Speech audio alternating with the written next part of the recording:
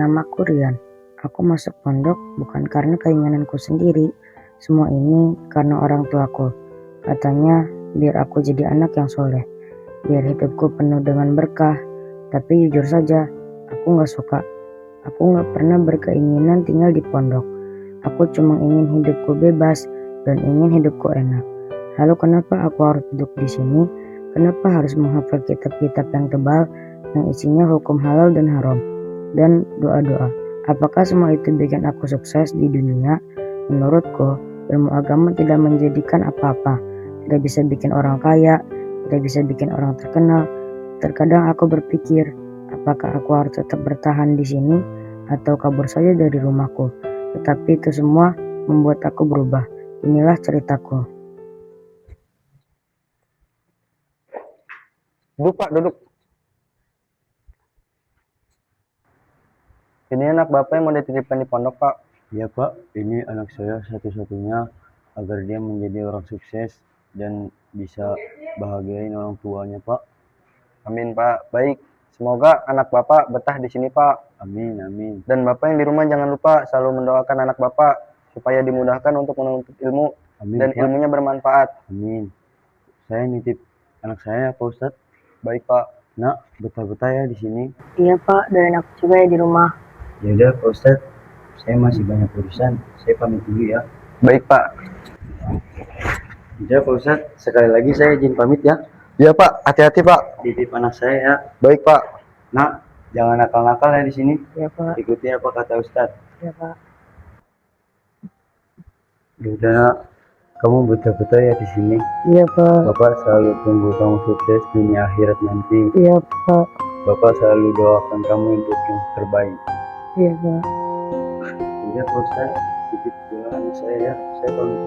Baik Pak, hati-hati Pak. Selangkah demi selangkah, aku mulai ketakutan dan kebingungan. Setelah melihat orang tuaku pergi meninggalkanku dari pesantren, hatiku gelisah, pikiranku kacau. Aku bingung harus memulai dari mana dan bagaimana.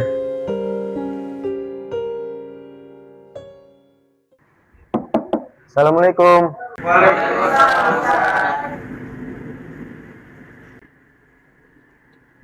Ayo semuanya majuan. Pak Ustadz mau kenalin ada santri baru yang bakal tinggal bareng kalian. Silahkan Rian, perkenalkan namanya. Perkenalkan, nama saya Farian, bisa dipanggil Rian, umur saya 13 tahun, asal kota dari Bogor. Yaudah Rian gabung sama teman-teman ya. Iya, Teman-temannya ajak nih. Udah Pak Ustadz tinggal. Ini Rian gabung.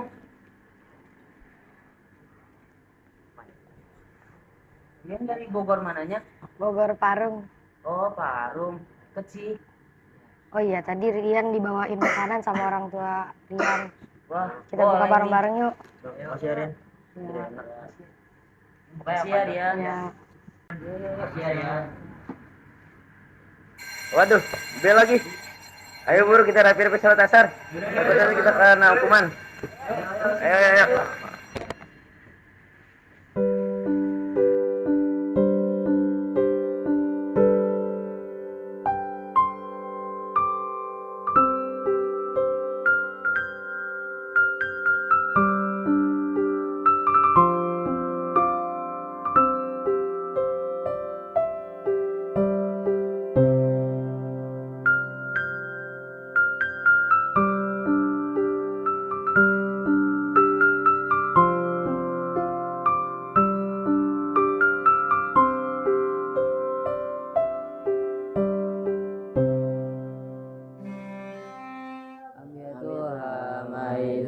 Hari Jumat tari wahari ayu kori Jumat samai tua akiratul awami min wajibi fi dini bitamami.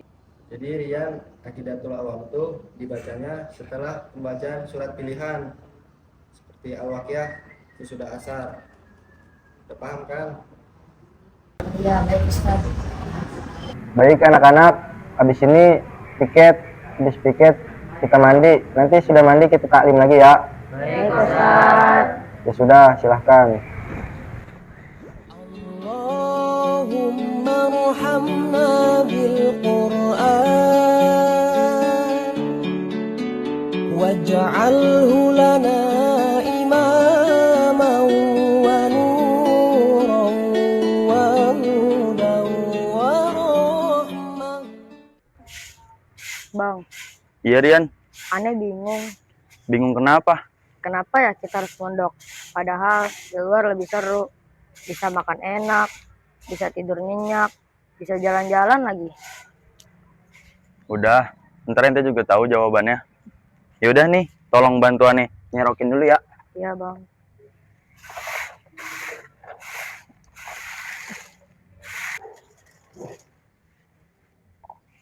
Makasih ya Rian. Iya bang, sama-sama. Ya udah, abis ini ente mandi ya, rapi-rapi. Kan ntar sore kita mau taklim. Iya bang.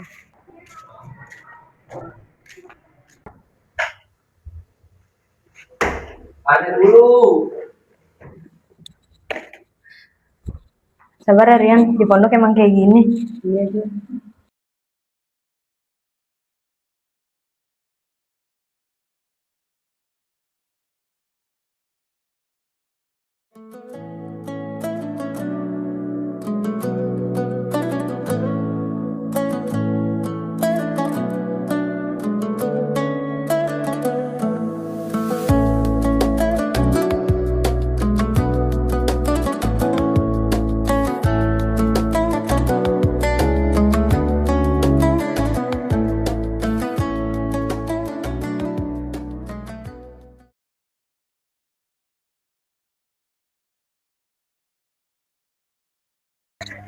Assalamualaikum warahmatullahi wabarakatuh.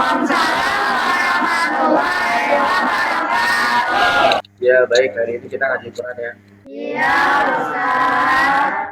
Ente udah bisa baca Quran belum? Udah, tapi belum terlalu lancar Ustadz. Ya udah, nanti baca Quran nama Ustadz satu-satu ya. Sadaqallahul azim. Ente bacanya udah bagus, cuman tajwidnya masih kurang. Siap Iya. Ustadz. Belajar lagi ya. Ya. Kamu di rumah udah pernah belajar tajwid belum? Belum Ustadz. Oh ya udah, baca aja dulu. Nanti kalau salah Ustadz benerin. Ya Ustadz. Coba dibacain. Bismillahirrahmanirrahim.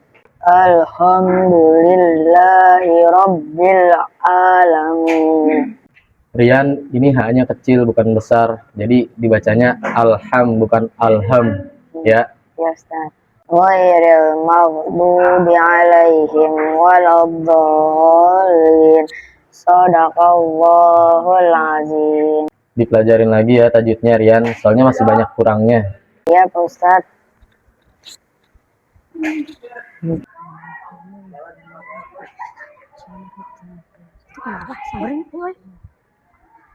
Dar, kamu kenapa sih Yan dari tadi bengong aja? Gak tahu nih tiba-tiba aneh kepikiran orang tuanya mulu. Udah jangan dipikirin, nanti juga terbiasa. Main yuk. Ya udah, yuk. Kotak pos aja yuk. Ayo. Kotak pos belum diisi, mari kita isi dengan isi-isian. Misalnya dari siapa? Siapa?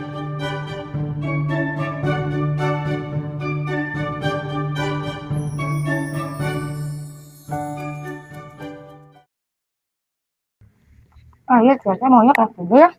Ya iyalah enak di pondok tuh. Kita bisa main bareng, makan bareng, ngaji bareng. Enak deh pokoknya.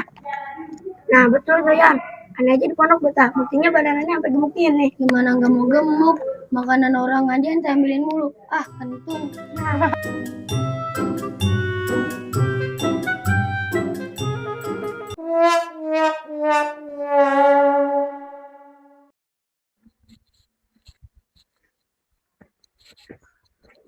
Yaelah Rian, udah jangan dipikirin, nanti juga terbiasa. Apaan sih, udah orang aneh lagi kecapean. Oh, ente kecapean, ya udah istirahat ya. Ane mau ke atas dulu. Ya udah sekarang matiin lampu ya kalau mau ke atas. Ya.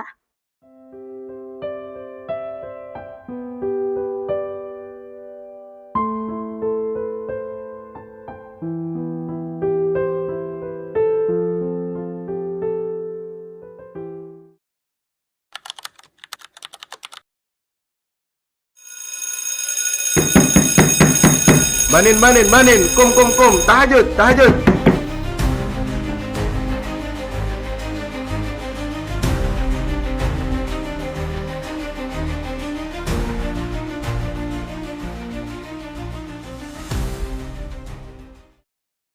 Yan, tahajud ya, besok sudah perpulangan. Nah, Ustaz. Dulu aku bingung, kenapa aku dimasukin ke dalam pesantren. Sehingga aku bertanya-tanya, kenapa aku harus ada di tempat ini. Bang, Iya Rian, aneh bingung. bingung kenapa? Kenapa ya kita harus pondok? Padahal di luar lebih seru. Bisa makan enak, bisa tidur nyenyak, bisa jalan-jalan lagi.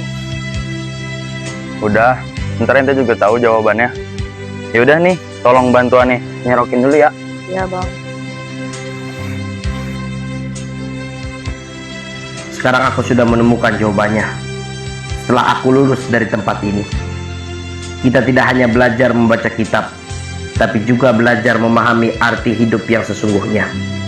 Di balik dinding-dinding sederhana pesantren, kita ditempa dengan kesabaran, dibentuk dengan keikhlasan, dan dikuatkan oleh doa-doa yang tak pernah terputus. Hari-hari yang dulu terasa berat, bangun sebelum fajar, mengulang hafalan, menahan rindu rumah, kini justru menjadi kenangan paling berharga yang tak tergantikan. Disinilah kita belajar bahwa perjuangan tidak selalu mudah, tapi selalu bermakna. Perpisahan ini memang terasa pilu. Ada tawa yang harus ditinggalkan, ada kebersamaan yang harus dikenang, dan ada langkah baru yang harus kita tempuh sendiri. Namun kita tahu, semua yang kita dapatkan di sini tidak akan pernah benar-benar pergi. Ia akan hidup dalam setiap langkah kita, dalam setiap keputusan kita, dan dalam setiap doa yang kita panjatkan. Kita mungkin akan berjalan di jalan yang berbeda, mengejar takdir masing-masing, tapi satu hal yang pasti, kita pernah berada di titik yang sama, berjuang bersama, jatuh bersama, bangkit bersama, dan saling menguatkan dalam diam. Jika suatu hari nanti dunia terasa begitu berat, ingatlah masa-masa ini, saat kita pernah kuat tanpa banyak mengeluh, saat kita pernah ikhlas tanpa banyak meminta balasan. Ingatlah bahwa kita adalah santri yang tidak hanya belajar untuk diri sendiri, tapi juga untuk umat.